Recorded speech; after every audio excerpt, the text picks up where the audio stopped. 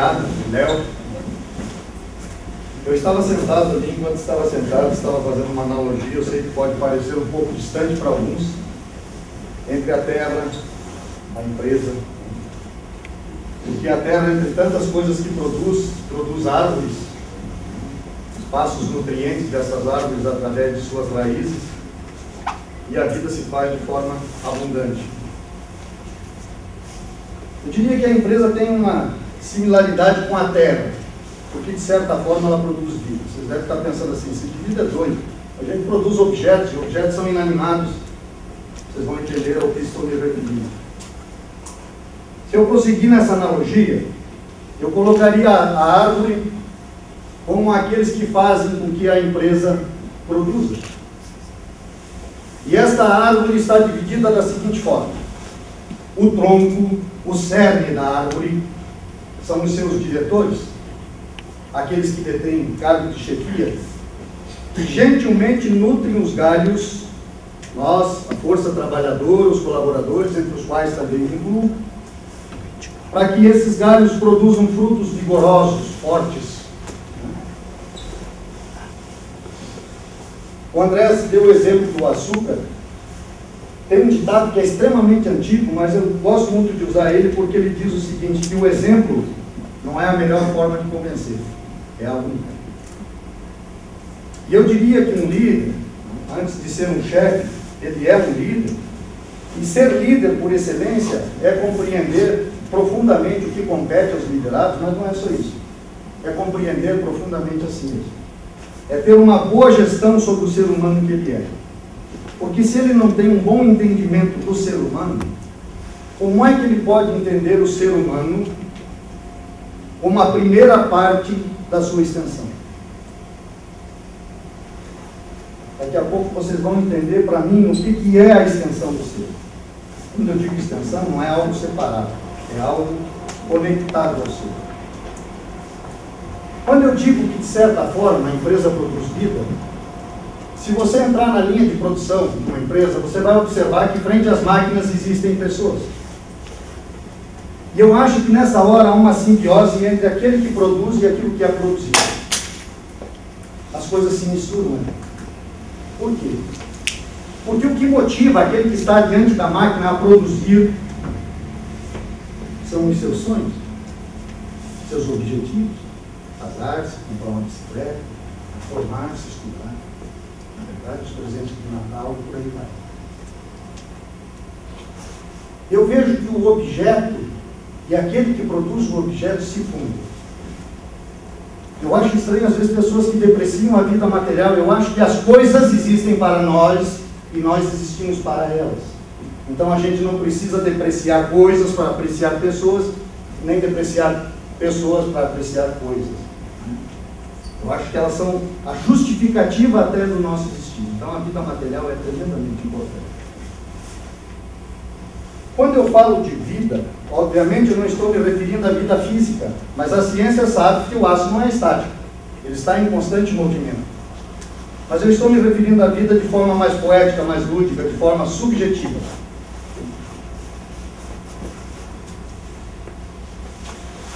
Por quê? Como eu disse anteriormente, há um componente no ser, eu acho interessante isso, porque quando você diz assim, cara, se dedique à tua função, à tua profissão, ou se dedique de corpo e alma à empresa, que exagero, o cara é puxa-saco. Não é. Porque vejam bem, eu acho que esse componente do ser, dentre outras coisas, o primeiro componente do ser, da extensão do ser, é a sua função.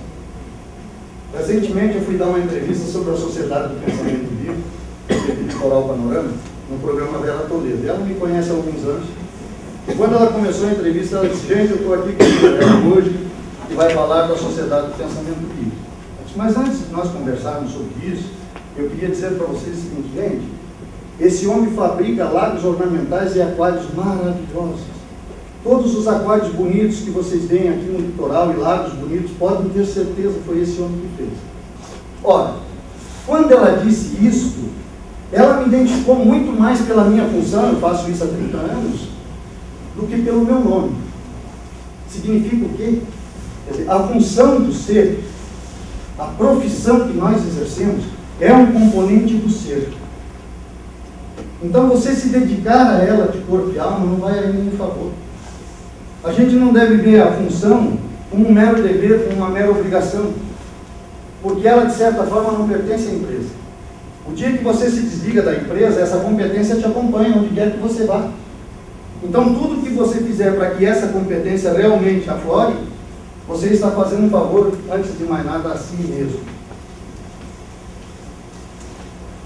Quando eu falo que essa mesma dedicação que eu tenho que ter com a minha função, eu deveria tornar ela extensiva também à empresa, é interessante, porque eu vejo nisso até algo de cunho espiritual, de certa forma.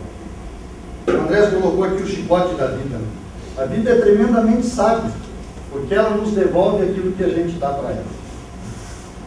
Então, quando a gente, de certa forma, se dedica à função de corpo e alma, realmente nós vamos colher os frutos dessa dedicação. Olha, São Francisco diz o seguinte: é dando que se recebe, é a máxima de Francisco de Assis. O mestre, quando andou aqui no nosso planeta, ele deixou o seguinte ensinamento: passais ao outro aquilo que desejares a vós mesmos. Como nós vimos anteriormente, quer dizer, a minha vida é instituída, o que me move é o meu sonho, o meu objetivo, aquilo que eu pretendo realizar. Mas eu pergunto, como que eu posso realizar o meu sonho? Como que eu posso realizar o meu objetivo se esse desejo que me compõe, que é componente do ser, não é extensivo ao meu comandado, ou àquele que me comanda? Ou mais ainda, como eu posso realizar esse sonho de cunho pessoal se esse desejo que me compõe não é extensivo à empresa? Então é questionável. Então eu vejo que sempre, quando nós estivermos realmente nos dedicando à nossa função ou à empresa, nós estamos, antes de mais nada, cuidando de nós mesmos. Nós estamos cuidando daquilo que é a nossa própria vida. Eu acho que um ser, por exemplo, sem objetivo, sequer, fazendo um trocadilho, sequer tem razão de ser. E o que nos move, de certa forma, é aquilo que objetivamos a longo prazo. Quando a gente escuta palestras sucessivamente, a gente vai adquirindo, como disse o meu amigo, conhecimento. Mas a pergunta que eu faço é: o que você faz com o conhecimento adquirido? Porque agregar conhecimento é ótimo. Porém, se eu não faço uso dele, é como se fosse uma ferramenta inútil que fica no canto. Hoje nós vamos ser um pouco pretensioso aqui com vocês. Nós vamos passar um exercício, um intuito, de certa forma, de deixar em vocês algo que possa fazer diferença na vida de cada um de vocês. Esse exercício, como o André colocou anteriormente, chama-se introspecção. A introspecção, simplificando, ela é a análise que eu faço dos meus pensamentos e dos meus sentimentos. Quando você pega um quadro de pessoas grande, como nós temos aqui hoje, você há de convir que esse quadro é bastante eclético. Você tem pessoas aqui de conceitos diferentes. Provavelmente você tem aqui algum ateu, quer dizer, a pessoa que não acredita na possibilidade de Deus. Provavelmente você tem algumas pessoas cheias de fé, evangélicos, crentes, talvez alguns que praticam religiões afros, como a Umbanda, Candomblé, nada contra. Mas talvez a maioria aqui seja agnóstico, como é a maior parte da sociedade lá fora. O agnóstico é aquele cara que acredita em Deus, mas para ele não faz diferença se Deus existe ou não existe, ele não questiona, ele não vai fundo nisso. É bom que se diga que a maior parte dos religiosos são agnósticos, religiosos praticantes, nada contra. Porque a ideia não é mudar o conceito de quem quer que seja, não é invadir a privacidade daquilo que você crê. Quer dizer, cada um tem o direito. Eu acho que nenhuma empresa seria sábia se tentasse instituir um conceito único para as pessoas. Porque a beleza das pessoas está na sua diversidade. Diversidade de competência, diversidade de crer. Né?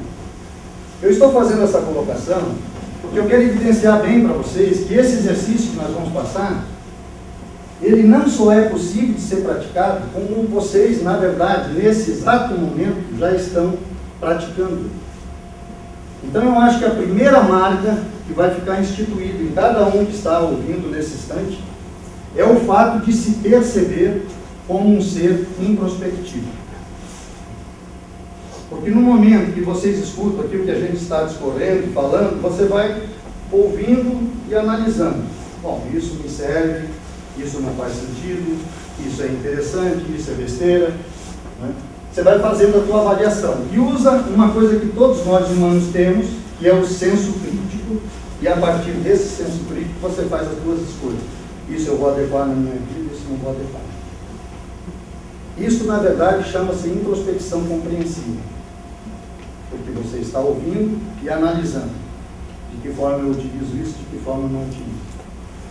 Também é bom que se diga que alguns de vocês, eu espero que nenhum talvez, ou talvez uma minoria, esteja praticando nesse instante o que nós chamamos de introspecção dispersiva. O que é introspecção dispersiva? Por exemplo, o indivíduo atravessa o sinal fechado, sequer percebe que o sinal está fechado. Ele está lá na linha de produção, na frente da máquina, mas a cabeça está no futebol de hoje à noite, de repente ele se acidenta no trabalho. Grande parte dos acidentes de trabalho são decorrentes de momentos de introspecção dispersiva.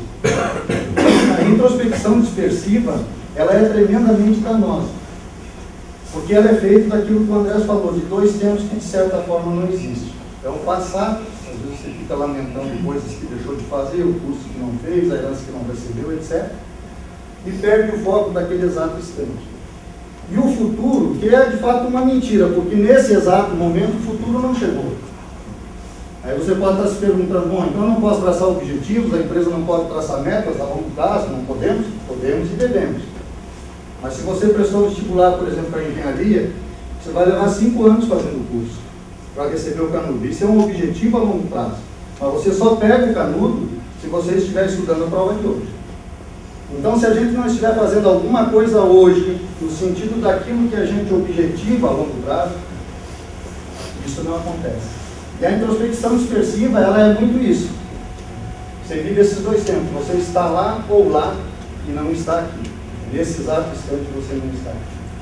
E de certa forma, quando a gente vive isso, e isso é comum, a maioria das pessoas, nós temos muita dificuldade, se fala muito essa retórica de viver o agora, de viver esse momento, mas não se tem uma técnica de como eu faço para efetivamente me situar nesse momento. Eu diria que a gente dispersa até com a própria vida, porque a vida não é a que foi nem a que será. A vida sempre é essa que está acontecendo agora. Então eu devo sempre tentar absorver o que está acontecendo agora. E o primeiro ganho do que nós vamos fazer aqui um breve insight, que é a introspecção disciplinada, nós vamos fazer um misto hoje da introspecção compreensiva e disciplinada ao final da minha fala. O primeiro ganho é exatamente você se focalizar mais no momento presente. Esse é o primeiro ganho. O segundo ganho, hoje, por exemplo, a palavra da moda é inovar. Qualquer coisa que você escuta tem que inovar isso, inovar aquilo, inovar. Eu acho fantástico inovar, só que inovar não tem muita novidade em inovar, porque inovar se inova desde que o homem caçava lá nos primórdios, o homem da caverna, e para nós matar esse antigo que nós temos que fazer uma ferramenta. Ele nem falava, mas ele inovou, quer dizer, ele gerou um pensamento, e esse pensamento criou uma ferramenta que facilitou o trabalho. Então, novamente, há uma simbiose entre aquilo que é externo e aquilo que é interno. Quer dizer, as coisas gestando necessidades do ser humano buscar superações em si para dar respostas à vida de acordo com as necessidades que se apresentam. Então, esse inovar, ele se dá ao longo da humanidade, desde que a humanidade pisou no planeta. Desde que surgiu a roda, a escrita, até a era da tecnologia que vivemos hoje. E da onde surgiu esse saber que trouxe soluções? Eu pergunto a vocês. Se a gente for falar de forma séria, mesmo perguntasse até mais, de onde surgiram os livros espirituais que existem nas diversas religiões? Ora, não se engane, o nascedor disso tudo foi o ser, ainda que tenha sido recebido algum insight de lá ou de cá, mas ele se deu no humano, e o humano revelou isso. E todas as descobertas, todas as necessidades que foram supridas ao longo da existência humana, elas foram supridas através do desenvolvimento humano. Surge a necessidade, se faz a reunião, se pensa, como vamos solucionar isso? Isso é inovar. Então, o ser humano vem inovando desde que ele está no planeta. E nós, de certa forma, nós ouvimos a palestra e tal, mas a questão é, como é que eu vou usar isso no sentido prático da minha vida diária? Tudo que eu ouvi até aqui fez diferença? Na primeira sociedade que eu vivo, que é o lar, houve uma melhora no relacionamento familiar, na vida afetiva com a esposa? Houve uma melhora nessa instituição empresa, uma instituição social importantíssima, sem a qual a gente não vive nos dias de hoje, na minha postura, na minha eficiência, quer dizer, por último. Houve uma melhora na vida social, no coletivo lá fora, eu já consegui o meu lugarzinho ao sol, eu estou adequado na sociedade como um todo. Porque se não houve melhora, eu volto a frisar, é questionável. Para que tanto conhecimento se ele não serve para nada? Se eu coloco ele no canto ali, ele fica esquecido. E na minha vida, efetivamente, não mudou. Então, a introspecção disciplinada, ela é essa possibilidade de mudança. Eu fiz questão de frisar que todos nós somos seres introspectivos. A introspecção é como respirar. E a partir de hoje, aqueles que ainda não tinham ciência disso, passam a ter ciência. E é importante ter ciência disso, porque a vida é feita de constante decisão. Nós vivemos entre o sim e o não. Deixa o filho ir naquela excursão, compra essa casa, compra essa geladeira, enfim, todo momento é momento de decisão. E às vezes nos falta esse poder de decisão. E a introspecção nos situa no momento presente para tomar a decisão mais acertada. E o desafio que eu quero fazer, dentre os tantos ganhos que a introspecção disciplinada nos coloca, eu acho que talvez o maior de todos é o que eu chamo de ser dono de você.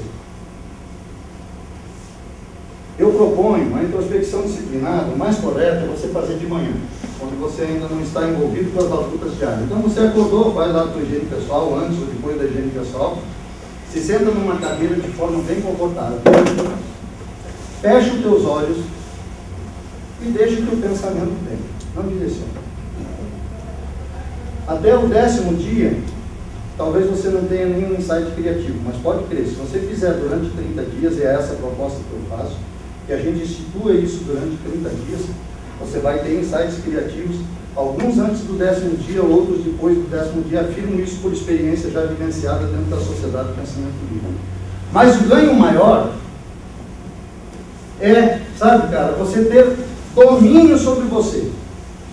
Se colocar sentado e dizer assim, caramba, fica sentado aí, Léo, 5 minutos, para quê? Para pensar. Porque se você não consegue fazer isso, meu amigo, vai ser muito difícil realizar seus objetivos. Se você não consegue dar um comando a si mesmo, não é o chefe, não é ninguém que está pedindo que você faça aquilo, e esse vai ser um elemento transformador de vida, pode ter certeza.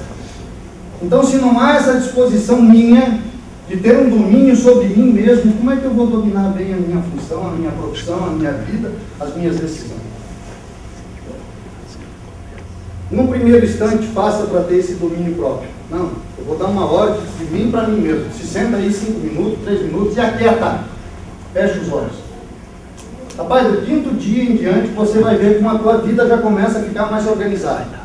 Eu não sei fazer tudo, eu preciso do sapateiro, do barbeiro, enfim, eu sei fazer meus lábios. Entende? E assim sucessivamente. Porém, cada um, na função que lhe compete, ele tem condições, sim, de despertar um saber maior. Isso significa evolução humana.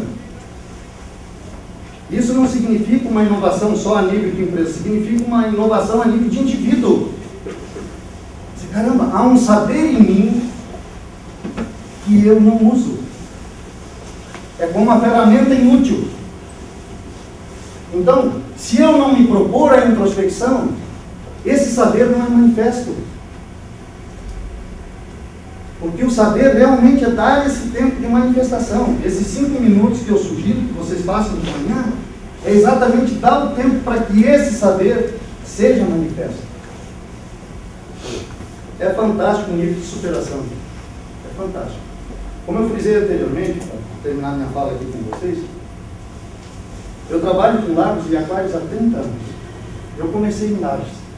Alguns amigos diziam assim para mim, cara, tu tira leite de pedra, como é que você consegue vender isso em Lages? E eu nunca vendi outras coisas, coisa para cachorro, não. Eu sempre me especializei naquela área. Então em Lages não dava, o que eu fiz? Eu tenho que fazer alguma coisa, porque não vende esse troço aqui. Tinha gente que dizia assim, para que serve esse viveiro aí? Dá para comer esses peixes? Como é que pinta eles? Essas eram as perguntas há 30 anos atrás, que eram me feitas na minha loja. Então imagine vocês a dificuldade que eu tinha para comercializar isso. Aí começam os insights criativos. Como é que eu vou solucionar isso? Fala, não fica aqui, cara. Vai fazer exposição, leva mercadoria nos mercados grandes, mas eu adoro Lages, eu sou lagiano, moro ali até hoje, eu trabalho mais no litoral e moro ali. Eu viajo toda semana, eu saio domingo de casa, volto na sexta-feira para passar o fim de semana no meu ninho, lá. Então tá, então fui para o Rio de Janeiro. Fiz exposição na Barra da Tijuca, no Rio de Janeiro.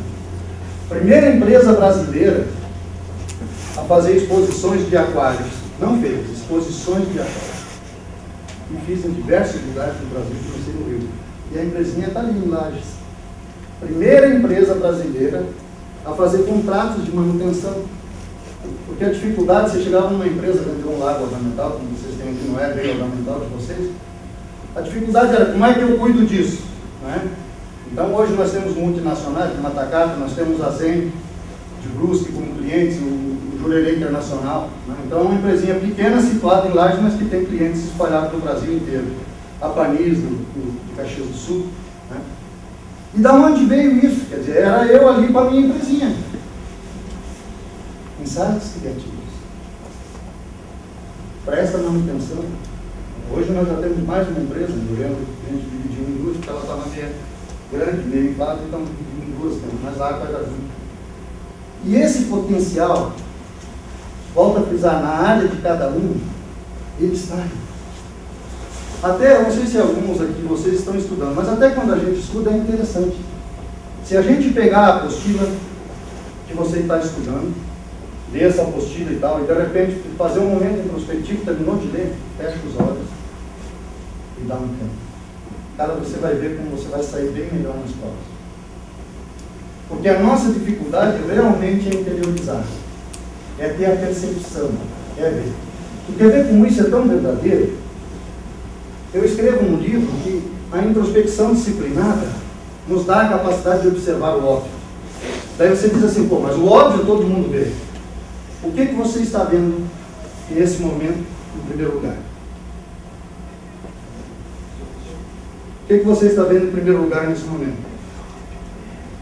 Você, o que está vendo em primeiro lugar nesse momento? Você que está vendo em primeiro lugar nesse momento, está sorrindo, ele deve saber. Vai lá, diga lá, chuta. Se nós apagarmos a luz e tirarmos a luz, nós não vamos ver mais nada. Ninguém observou o óbvio. O óbvio está diante de nós e não é perceptível. Porque a primeira coisa que todos nós estamos vendo em primeiro lugar nesse momento é a luz. Se tirarmos a luz, não vemos mais nada. E assim são esses insights criativos. Outro exemplo, o pessoal estava numa reunião de pasta dentária para vender mais. Você já deve conhecer essa história, mas ela é interessante. Para vender mais o produto. E o faxineiro lá, varrendo, fazendo o serviço dele. E o pessoal discutia na reunião, o que podemos fazer? Faz uma campanha comercial, faz isso, faz aquilo, faz... E eram muitas as ideias. Mas não havia um consenso. De repente o faxineiro, todo tímido, levantou a mão assim, dá licença. O diretor assim, pô, o que houve? O que houve? Posso dar uma sugestão? Fala. Deixa o bico da pasta maior. O faxineiro foi promovido. Era óbvio a solução, mas ninguém enxergava. Quer dizer, aumenta o bico da pasta que vende mais pasta. Sai mais pasta. Né? Aliás, pode notar que uma pasta de dentro tem um bico enorme hoje. Foi esse faxineiro que inventou isso. Então, nós não devemos menosprezar nem quando o indivíduo tem uma função mais humilde. Então, um líder, quando tem sabedoria, quando está relacionado à função, ele deve ouvir. Todos. A maior parte eles cantaram, mas de repente surge dali uma ideia brilhante daquele que teve a capacidade de observar. Então, esse exercício que nós vamos começar agora, nós vamos fazer da seguinte maneira. Vai tocar uma musiquinha? Pois não? No primeiro momento, nós vamos fechar os olhos, eu também vou me sentar e acompanhar vocês. E vamos fazer aquilo que nós chamamos de introspecção compreensiva. Por exemplo, se num momento que te vier o pensamento, a tua namorada, ou a tua esposa, ou o teu chefe, ou o teu comandado, você evita pensar na outra pessoa.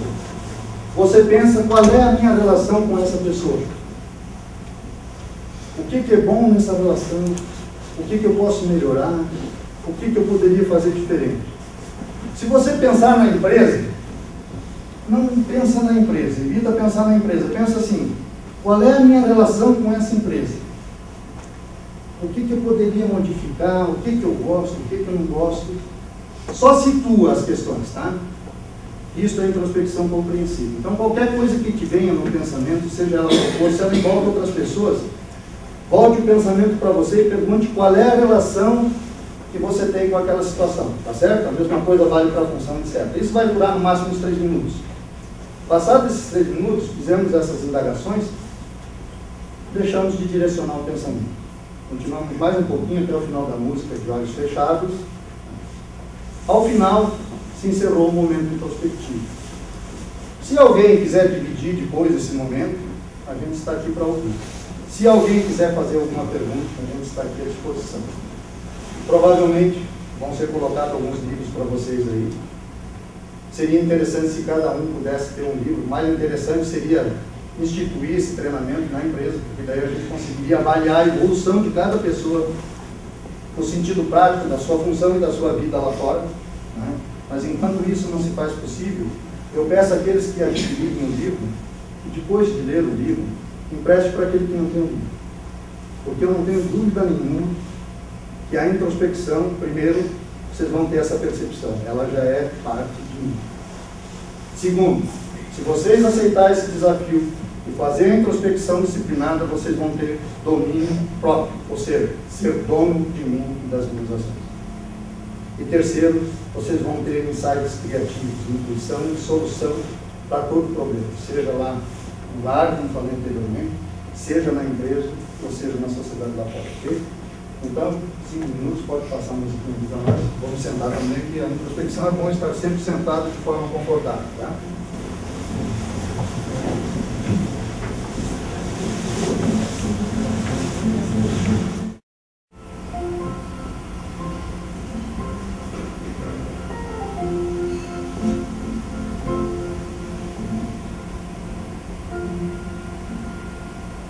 Então, nós estamos tentando instituir uma disciplina dentro de um nível possível e prático de ser executado, certo? Se alguém tiver alguma pergunta, fique à vontade. Alguém quer colocar alguma coisa sobre esse momento? Então, eu agradeço a vocês, muito obrigado. Tá?